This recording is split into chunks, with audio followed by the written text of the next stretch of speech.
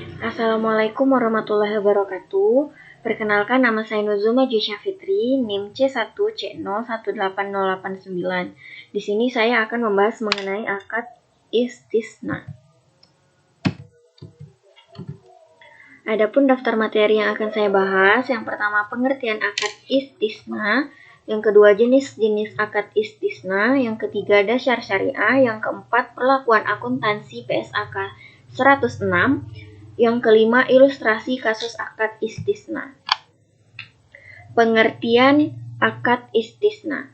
Akad istisna adalah akad jual beli dalam bentuk pemesanan pembuatan barang tertentu dengan kriteria dan persyaratan tertentu.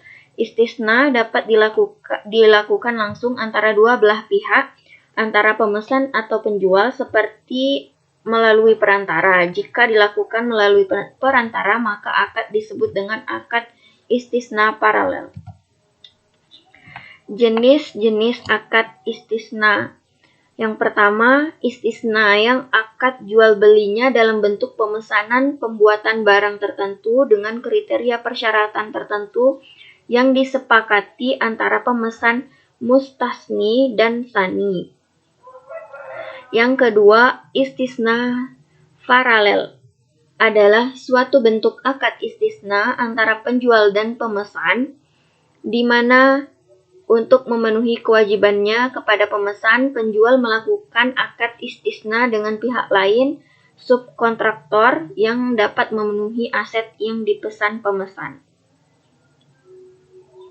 Syarat akad istisna paralel: pertama, antara penjual dan pemesan tidak tergantung pada istisna kedua antara penjual dan pemasok. Selain itu, akad antara pemesan dan penjual dan akad antara penjual dan pemesan harus terpisah, dan penjual tidak boleh mengakui adanya keuntungan selama konstruksi. Dasar syariah. Menurut Al-Quran, Surah Al-Baqarah ayat 275, wa ahallallahu al-bai'a wa harramar riba.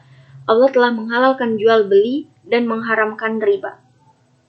Yang kedua, menurut sunnah, yaitu hadis riwayat Muslim dari Anas radhiyallahu anhu bahwa Nabi Shallallahu alaihi wasallam hendak menuliskan surat kepada raja non-Arab, lalu dikabarkan kepada beliau bahwa raja-raja non-Arab tidak sudi menerima surat yang tidak distempel. Maka beliau pun memesan agar ia dibuat cincin stempel dari bahan perak. Anas menisahkan, seakan-akan ini aku dapat menyaksikan kemilau putih di tangan beliau. Hadis riwayat Muslim. Yang ketiga, ijma. Sebagian ulama menyatakan bahwa pada dasarnya umat Islam secara de facto telah bersepakat merajut konsensus bahwa akad istisna adalah akad yang dibenarkan dan telah dijalankan sejak dahulu kala tanpa ada seorang sahabat atau ulama yang mengingkarinya. Dengan demikian, tidak ada alasan untuk melarangnya. Perlakuan akuntansi PSAK 106. Akuntansi untuk penjual, biaya perolehan istisna terdiri atas biaya langsung, yaitu biaya bahan baku dan tenaga kerja langsung. Yang kedua, biaya tidak langsung, biaya overhead, termasuk biaya akad dan praakad. Yang ketiga, khusus untuk istisna paralel, yaitu seluruh biaya produsen atau kontraktor. Yang kedua, akuntansi untuk pembeli.